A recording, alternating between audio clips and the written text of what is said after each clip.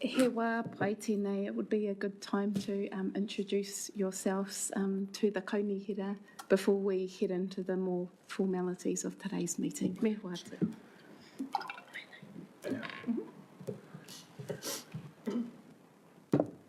Tui a te rangi e tō iho nei, tui a te papa e takoto ake nei, tui a rātou kua ngaro atu ki te pō, tui a tātou e hui hui mai nei e tēnei rā, tēnā koutou katoa. Ko Phil Mitchell, Taco Ingoa. I've been privileged to be the chair of the independent review panel. We're delighted to be able to make our presentation to you today. And without further ado, if I could just ask the rest of our team to introduce themselves, please. Ko Kyle Christensen, Toko Ingoa, no Te Whanganui Atara, Aho, ko Te Awa Kairangi, Tukuwawa. My name's Kyle Christensen. I'm the technical expert on the panel for flood risk and river management matters. And yeah, it's been a real privilege to undertake this mahi over the last 12 months and deliver this final report to you. So, thank you. Tēnā tātou katoa. Takuwahi tū tata ko ngā marae o te reureu, TK tia te awa o rangi TK.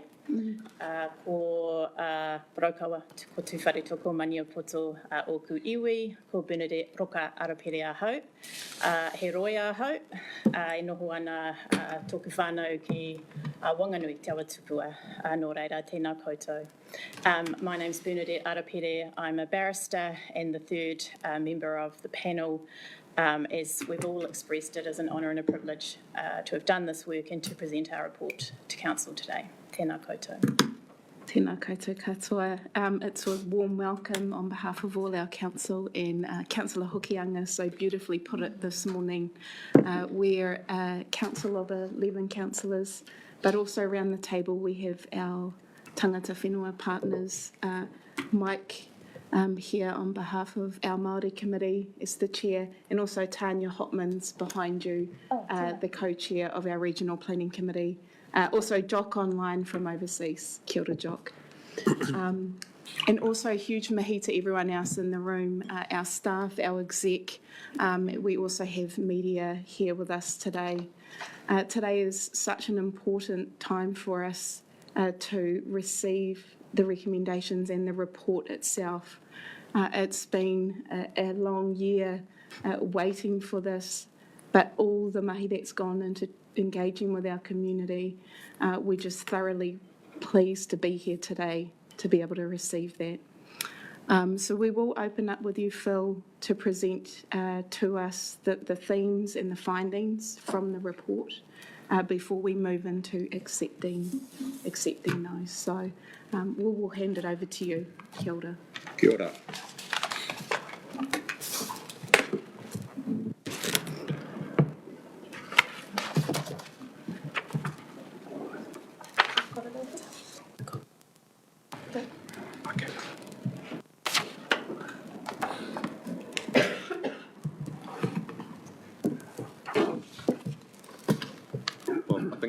First slide probably says it all, and we all know why we're here. So if we move to the next slide, and what I'd like to briefly do is just outline what the presentation today will cover.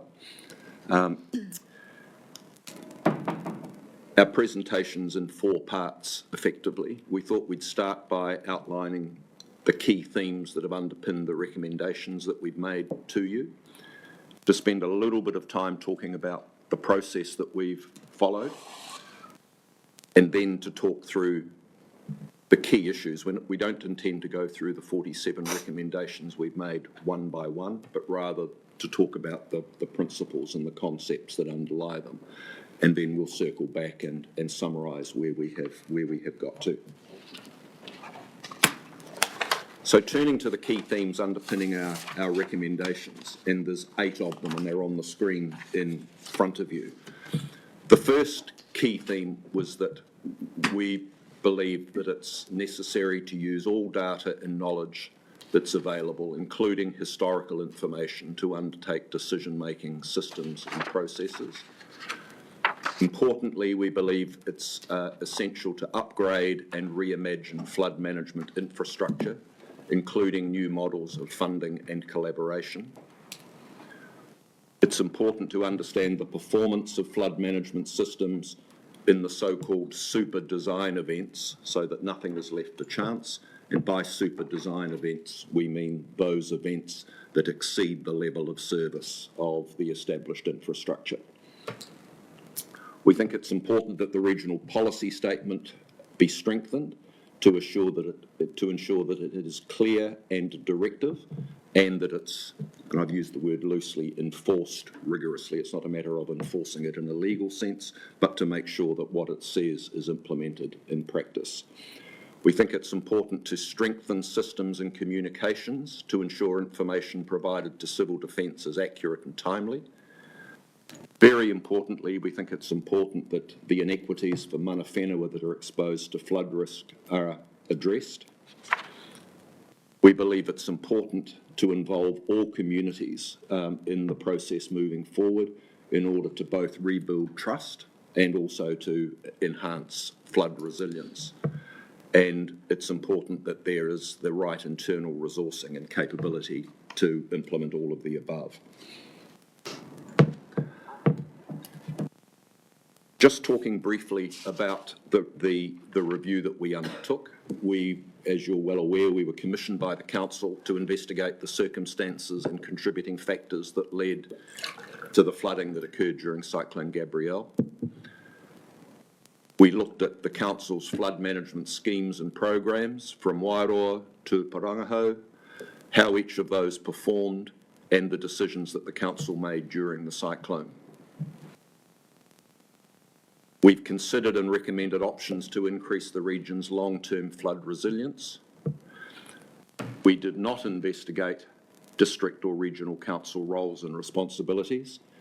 We did not investigate the local CEDAM responses or the recovery phase associated with the flooding. In terms of the specific details of the process, that the final output considers and recommends options to increase long-term flood resilience. It's been nearly 12 months in the making. We had a detailed terms of reference that in short required us to look at the Council's flood management schemes, how each performed, the decisions made by the Council during the cyclone, and to make recommendations to increase long-term flood resilience. A key part of our process was the extensive region-wide engagement involving mana whenua, affected communities and businesses, and a range of agencies and infrastructure owners. And if I could just interpolate there briefly, is that part of the reason this process has taken so long, and the reason that we went back to the Council very early in the process and said we need more time, was to ensure that that engagement was both robust, meaningful, and was reflected in the final outcome in the report that's been presented to you today. We received a huge amount of information, both from the Council and from what I might loosely call stakeholders in the region, of which there were numerous. I want to acknowledge the cooperation of Council and Council staff.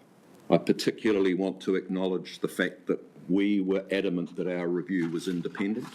That's why none of you have seen any of us during the course of this exercise, and we respect the fact that we've been given the space and the time to do our work unencumbered by anybody else being involved in that process. I want to conclude this part of the process by also acknowledging and thanking the voluminous support that we have received from mana whenua, from the communities of this region at large. We're very mindful that our review is but one of the reviews that have been undertaken. We know that people have been suffering from review fatigue, and the fact that people have taken the time to engage with us while at the same time they're trying to rebuild their lives and their livelihoods is something that we won't forget, and for which we're immeasurably grateful. And I would say that those inputs have actually formed the framework in many ways of the recommendations that we've made for you today. So I'd now like to just pass over to Kyle so he can talk to some of the more technical and detailed nature of some of the review aspects. Thank you, Kyle. Thanks, Phil. So I'm going to talk briefly about the key issues that I've found from examining the core technical functions and assets of the Regional Council. And I've grouped this into three categories. The first one I'm going to talk about is structural works, and when I'm talking about structural works, I'm primarily referring to stop banks. I'm going to talk about river management activities, so that's largely gravel extraction, willow maintenance, and river mouth openings. And I'm also going to talk about event management and specifically the Regional Council's role in event management. So to start off with structural works, and I'm talking about stop banks here, this was an extraordinary flood. This wasn't just a flood that happens all the time. This was a 1,000-year flood on many of the region's rivers, and when you have stop banks that are designed for a 100-year level of service, the inevitable outcome is that those stop banks will be overtopped and breached. And that played out most significantly on the Hiratonga Plains with numerous breaches of the stop bank system there. It also breached the Waipawa River stop bank system and also the stop bank and drainage system at Whirinaki.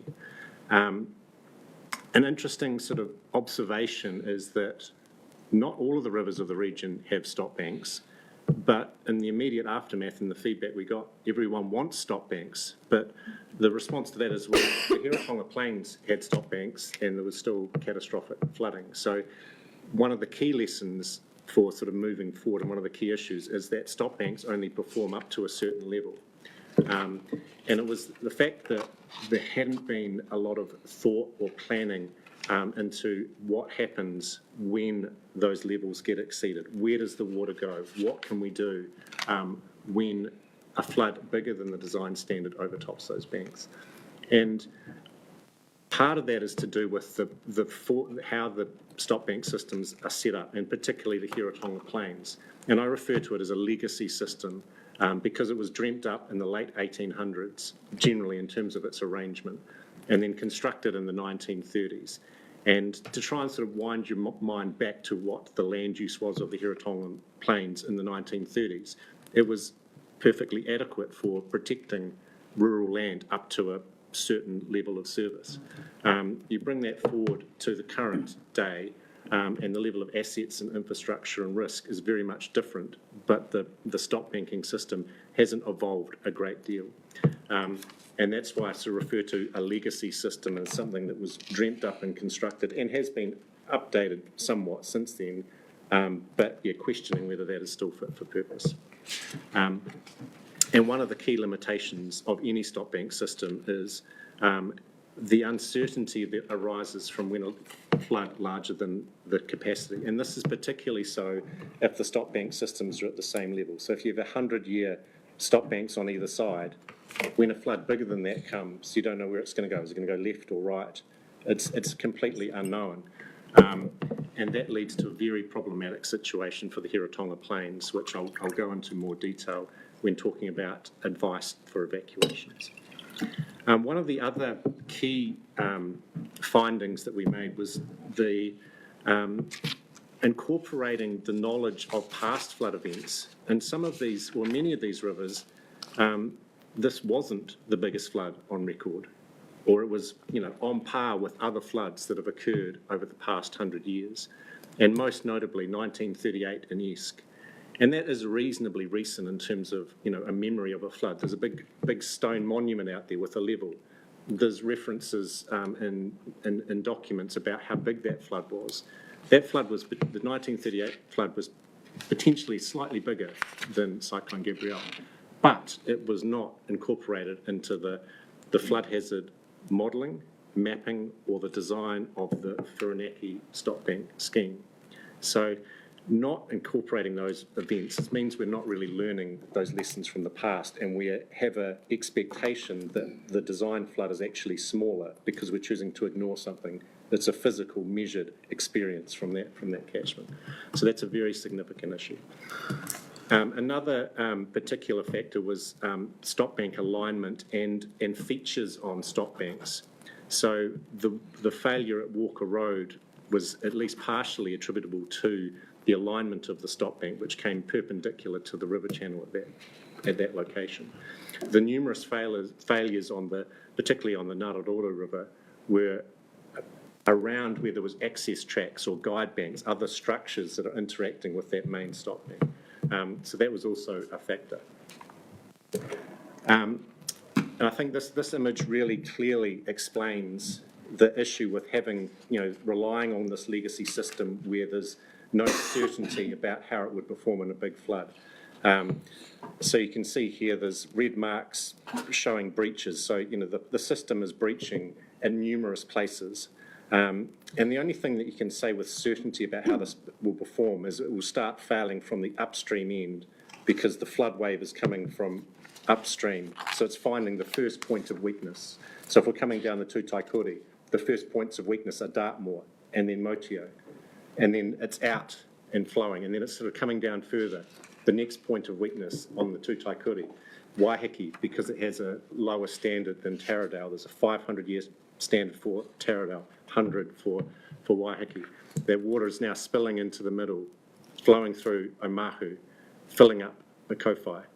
And it was this sort of type of situation where and this is an uncontrolled breach through Motio, it's not of a particular size or design standard. If that had been slightly smaller, and that's just the natural way that the stop bank breached and opened up, if it had been slightly smaller, then more water would have been in the river, and the Taradale bank would have overtopped by more and potentially failed, and waters through Taradale into Napier. So I'd say it's more luck than any sort of specific management that led to the outcome that we had. And if that situation had arisen that it's out at Taradale and then through Napier, or likewise there was a massive breach out through Hastings, it would have been order of magnitude worse in terms of consequences.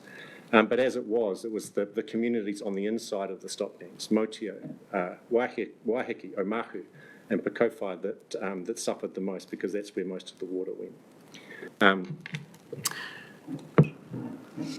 So, just sort of looking at that, and it's like there was some awareness that, this system was configured in this way. There was numerous breach scenarios. It could breach anywhere. And once you considered that, it was the whole floodplain that was at risk, or Napier, Taradale, Hastings. So, and this leads into how this directly relates to the practicality and feasibility of having emergency management to manage that risk. So, okay, if you've got the system configured in this way, you want to sort of press the big red button and say we're going to evacuate the plain. It's 100,000 people. Where are they going to go? How are they going to get there with numerous sort of bridges and other sort of constraints in transport? It's close to an impossible task. So I'll talk about that more in the event management bit. Coming back to structural works in particular, and the lack of structural works in some areas, and Wairoa was a particular community that stood out as having a high exposure to flood risk, having experienced numerous floods in the past, and particularly Cyclone Bowler. And there was a scheme developed in terms of stop banks and river control works to reduce that risk. But there was not sufficient funding to progress those works. And it's only after Cyclone Gabrielle that funding has been provided by central government. And we considered that was one of the key barriers to actually implementing these types of schemes was a reliance on local funding. It's just simply not affordable if you're going to try and use existing funding mechanisms to make the local communities pay for all or a lion's share of these types of work. It has to be spread regionally and nationally, and Phil will talk about the funding a bit later on.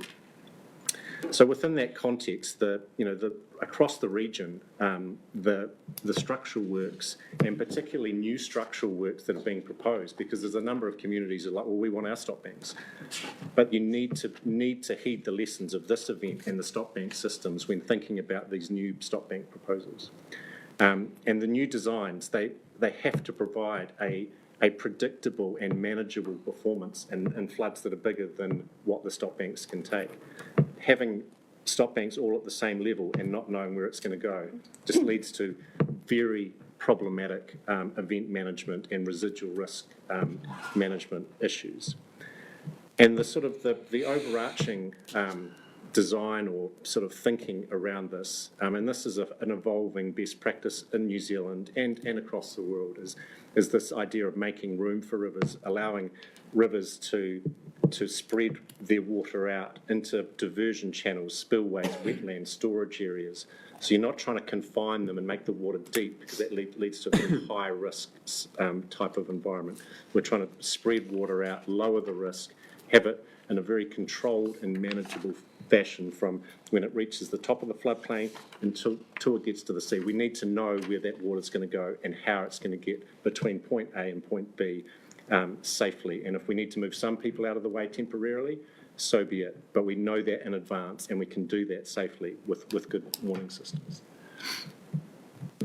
I'm now going to go on to the second general topic of sort of technical river management, is river maintenance. A lot of feedback we had from the community was to do with gravel extraction, increased bed levels, river mouth openings and willow maintenance.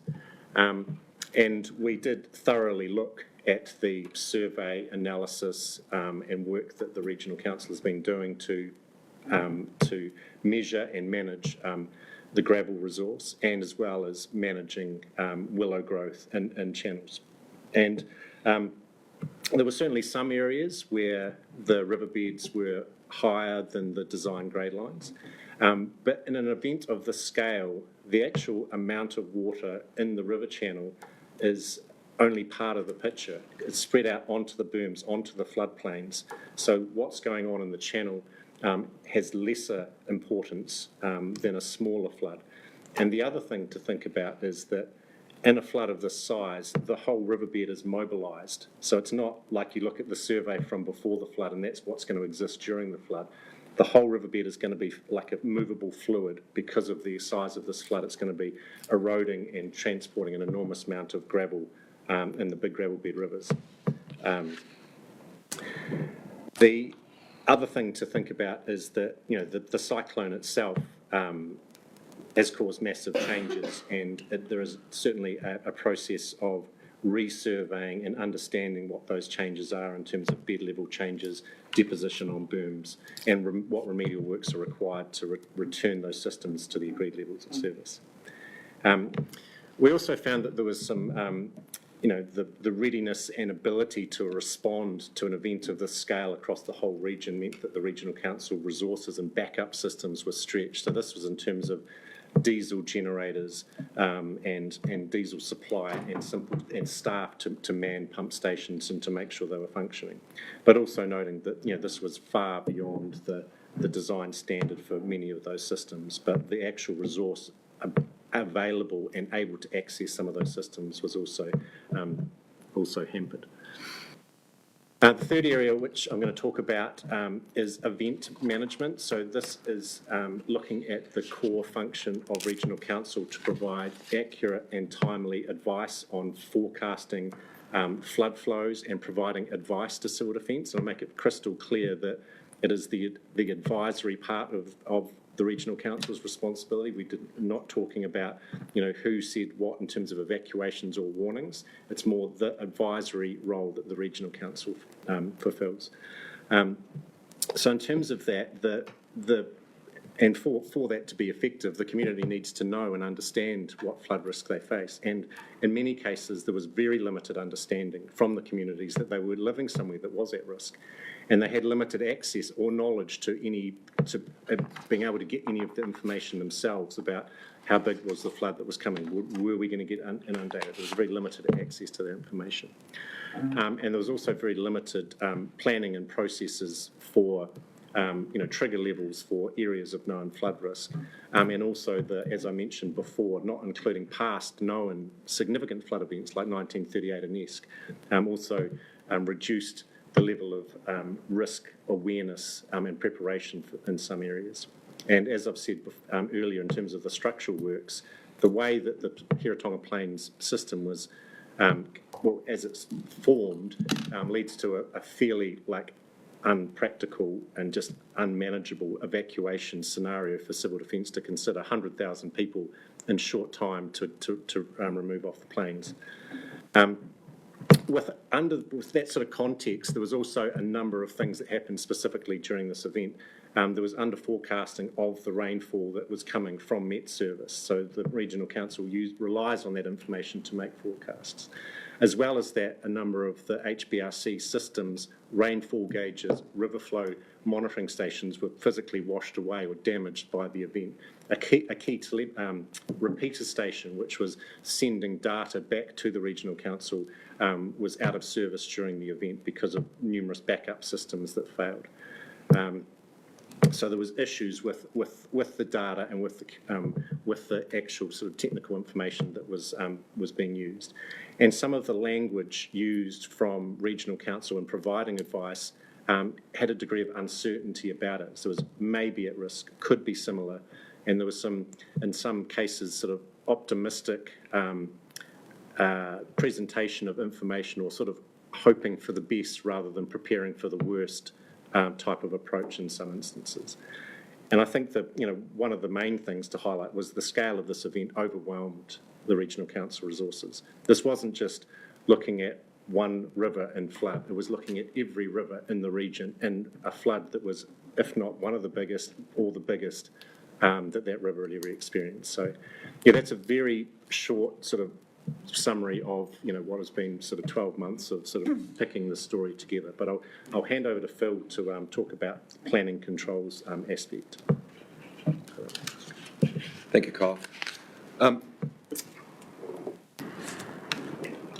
Obviously, the council has many roles and responsibilities in undertaking its business, and in addition to being an infrastructure provider and manager, it's also got a key role in policy making and planning in the resource management space.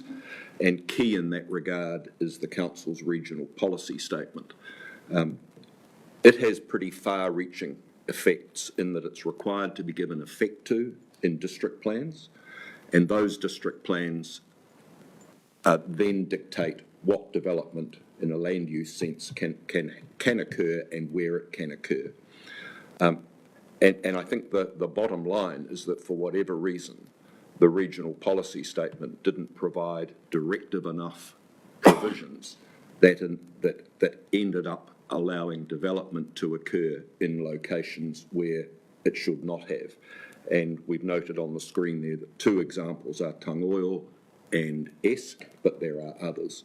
And the one that's sort of most front of mind for me, I think, is the Hukarere Maori Girls Boarding School that relocated to the Esk Valley relatively recently. And when you look at what happened and sort of try and reconcile that with how it was allowed to happen, you sort of scratch your head a little bit. As Kyle has said, and I don't think I need to say any more, the future planning regime must address the scale and magnitude of historic floods and include data even if it's not complete. But more fundamentally than that, the RPS needs a substantial refresh and change in emphasis in our view, so that it's more directive and less vague and leaving less discretion to others to make their own decisions, if I could put it that way. We think that the council needs to be better resourced to take an advocacy role in land use planning and consenting processes. That is to ensure that the regional policy statement is implemented appropriately. And by that I mean when district plans are being developed, we think it's important that the council is active, this council is active in making sure that the regional policy statement is properly given effect to. And even when someone comes along and says, well, notwithstanding all of the planning regime, I want to pursue a development in this location, the council does have the resources and the prioritisation that mean that there is resource able to be focused on that. And finally, one of the matters of detail is that we think that the regional plan, as opposed to the regional policy statement, should provide more specific guidance about the design of structures and riverbeds. And the obvious example of that is bridge structures. There were a number of failures in close proximity to bridges. The bridges with the piles that support the deck act as barriers, debris traps, so on and so forth. And things like ensuring that there are appropriate design standards to minimise the blockage of the channel, to perhaps ensure that the deck is sufficiently located above the floodplain, are all the sorts of things that we think warrant some further investigation. So there's only a short slide on this. We are mindful of the fact that the RPS is in the process of being reviewed, and that's obviously a good thing. We would just like to think that the recommendations that we've made in relation to that provide some impetus in that regard, so that the new RPS is not just a refresh, it's a fundamental relook. Thank you, and pass over now to Bernadette. Thanks, Phil.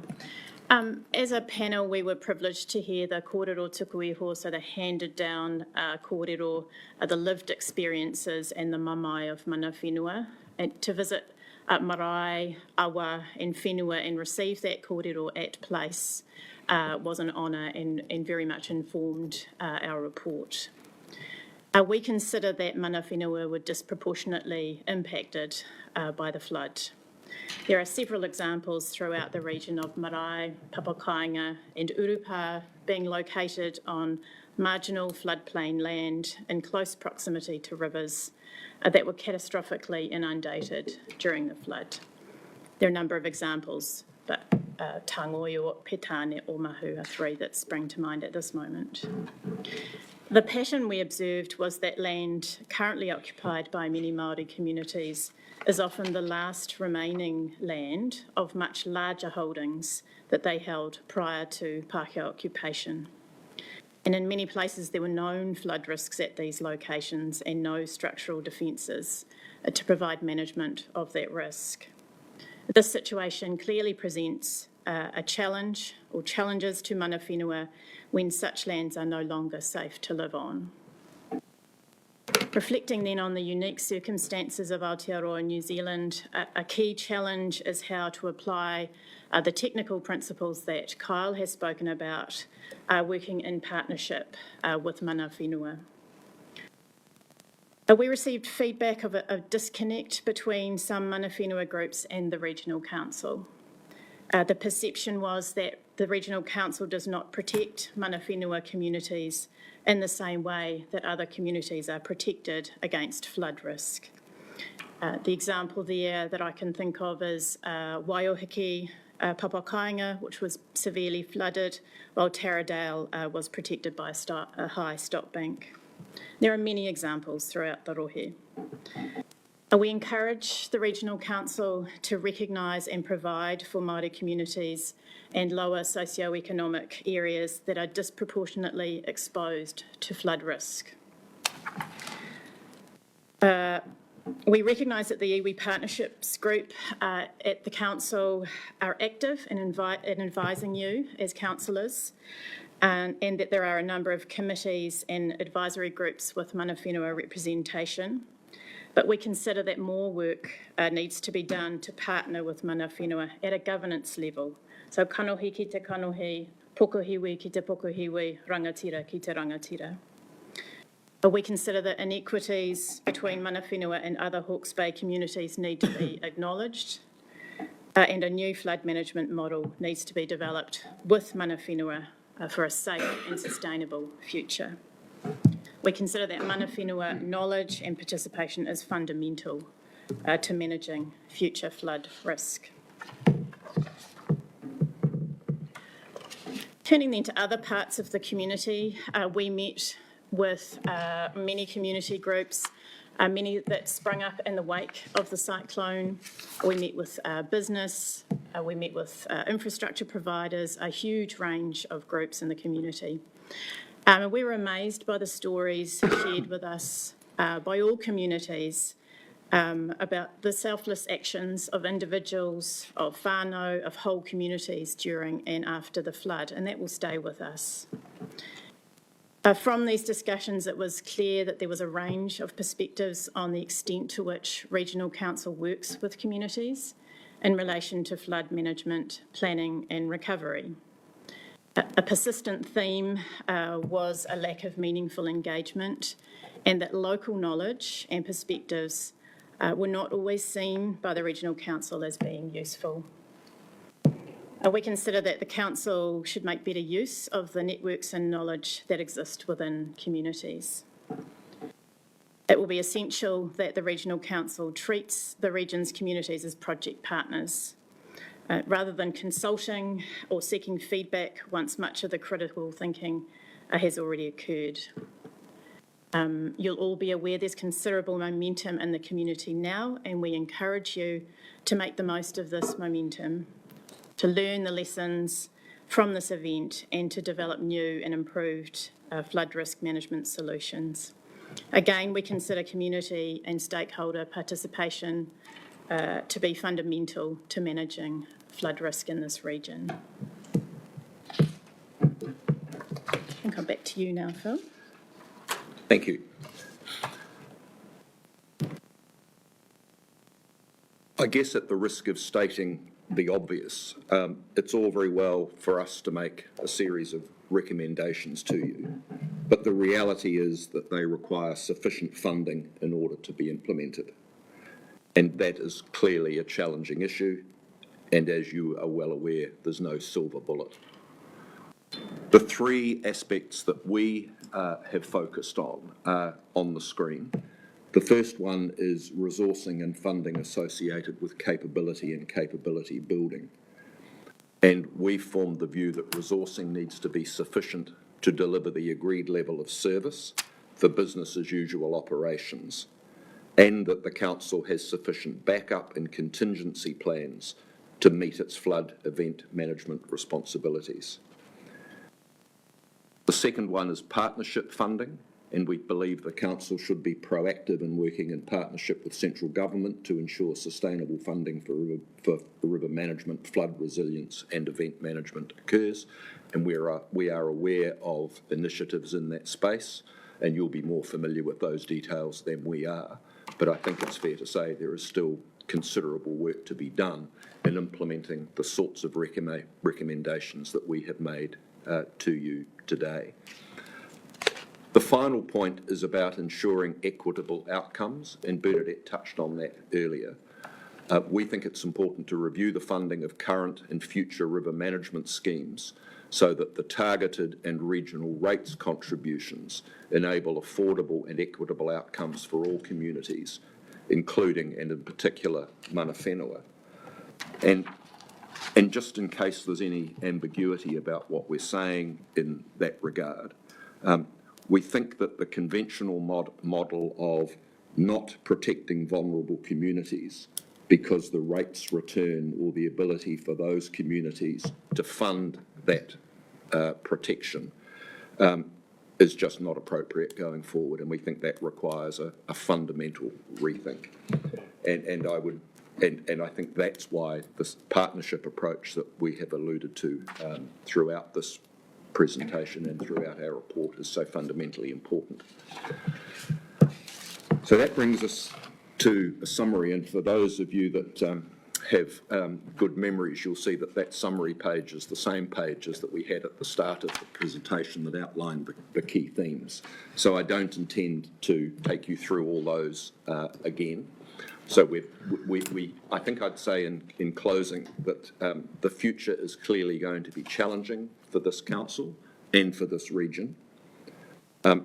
We hope sincerely that our recommendations meet with your expectations.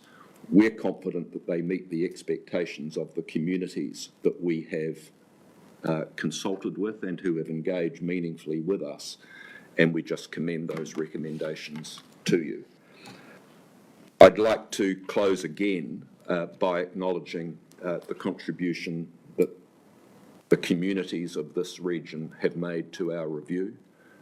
Mana whenua have been instrumental in that regard, as have the wider communities and stakeholder groups in the regions. And as I said at the outset, the framework for our recommendations has been heavily influenced by the kōrero that we have had with the regional community in the widest sense. So I thank you for your time today, for listening to us. We wish you happy reading and considering the detail of our report. Tēnā koutou katoa. Kia ora. Tēnā koutou te kuari, kia koe Phil te tiamana. Hei māngai ngā whakaro o te hapori o te rohi nei. We thank you so much for the taonga that you are giving to us, the way in which you've undergone a very hard process, which I expect you hearing these experiences and stories yourself, you've taken that on your shoulders to deliver to us today. I'd also like to thank you for the way in which you've worked to be completely independent, to be completely engaging and inclusive of our communities and those impacted. And for me, what's very striking is that the way that we have done things in the past is not fit for purpose for the future. And these are now mokopuna decisions for us to make, and you've shone a light very openly, which we have asked you to, very transparently, on what improvements we need to make and the valuable improvements for us to work through. So I will stop there and ask each of our councillors to make comment and acknowledge the mahi, the work that you've put in and what you are providing to us today before we end this item more formally. Kia ora.